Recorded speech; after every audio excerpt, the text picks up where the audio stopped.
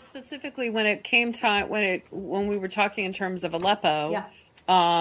a lot of the negotiations were between the State Department and the Russians. And, I know there's a new Secretary of State, but, specifically the Russians are the ones that not only are in some ways, parties to what's going on there, but also conversations with the Russian government and reach out to the Russian government to implore them to stop enabling the Syrian regime to do what it's doing to its own people.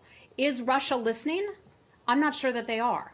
But I would encourage each of you to ask Russia, take these questions to Vladimir Putin, take these questions to RT, to Sputnik, ask them those very questions. What are they doing to stop the devastation, the deaths, and the murders that are taking place in Syria? I'd be curious to hear their answers. They could do a lot more. They certainly bear a unique responsibility. We'd like to see them do more. Well, you're considering any more action at the UN Security Council? I mean, what is the, diplomatic path forward in terms of trying to negotiate an end to this? Because whether the Russians are, a party to it or they're just supporting the Syrians, clearly they're the power brokers in terms of the influence. Well, they have their weapons. They have their personnel down there that are participating in this. I have a list of 11 UN actions that Russia has blocked, specifically on Syria. Right here, I'd be happy to share a copy with all of you. Russia needs to cut this out. The Secretary has made that clear. The Secretary put out a statement. The White House put a statement out just last night on this. This is something we are following carefully. Russia needs to step up. Russia needs to cut it out. I hear you, but beyond kind of statements and, asking them, is the Secretary going to go meet with Foreign Minister Lavrov and try and negotiate something? I mean, we saw with Secretary Kerry, a lot of those efforts, did not bear fruit, but there was a hearty effort in terms of trying to I don't think that anyone could argue that we have not made very strong efforts, stronger efforts, many would argue, than the previous administration on the issue of dealing with Syria. And that is, we've talked about that many times before.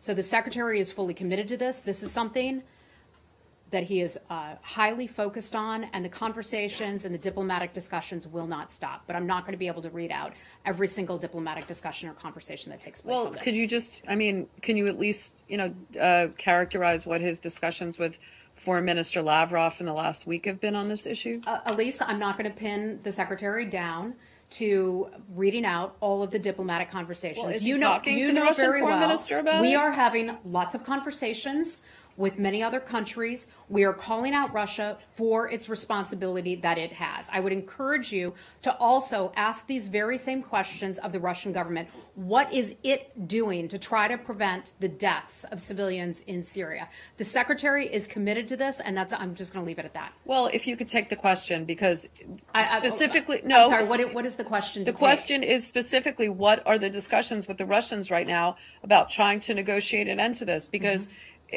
I'm not saying I'm not sure that they are, based on their actions, I don't think that they appear to be interested in ending this. However, I will go back and point to the president and Vladimir Putin's joint statement that they put out in Vietnam late last year, and that is where they agreed to the Geneva process. Let me go back and quote some of this for you as soon as I can find it.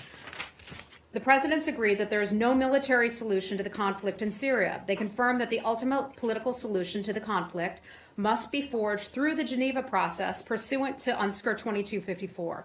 They also took note of President Assad's recent commitment to the Geneva process and constitutional reform and elections as called for under UNSCR 2254. Okay, those are commitments that the Russians made. They've not lived up to those commitments. Okay, the question, if you could take it, is beyond, having conversations with partners and allies, specifically what is being done today. At least I'm not going to have an answer for you on that because the Secretary continues to have conversations.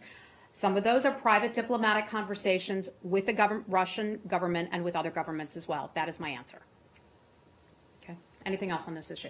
Well, I would just, the previous administration also tried this tactic of calling Russia out and saying they're on the wrong side of history, they're not doing anything, and it had zero impact. In fact, when it started in 2014 or even earlier, it turned into a full-scale military operation from Russia in 2015, as you noted. So what makes you think this time this administration's calling out of Russia is going to make the situation any better? Matt, I don't know what some of you expect us to do. We have a full range of options through the interagency that are available to us if we want to or if we should need to use those.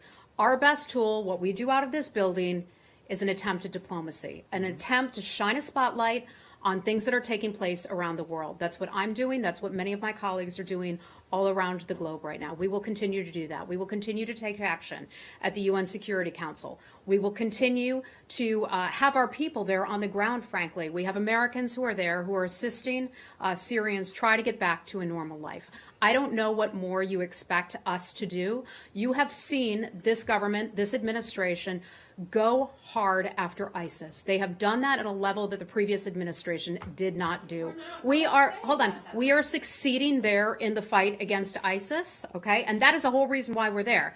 And then there's this other issue, right? That's not the whole reason why this conflict started. I'm sorry. No, I said the reason we are there is to defeat ISIS. That is the reason that U.S. forces are there. That is the U.S. government policy.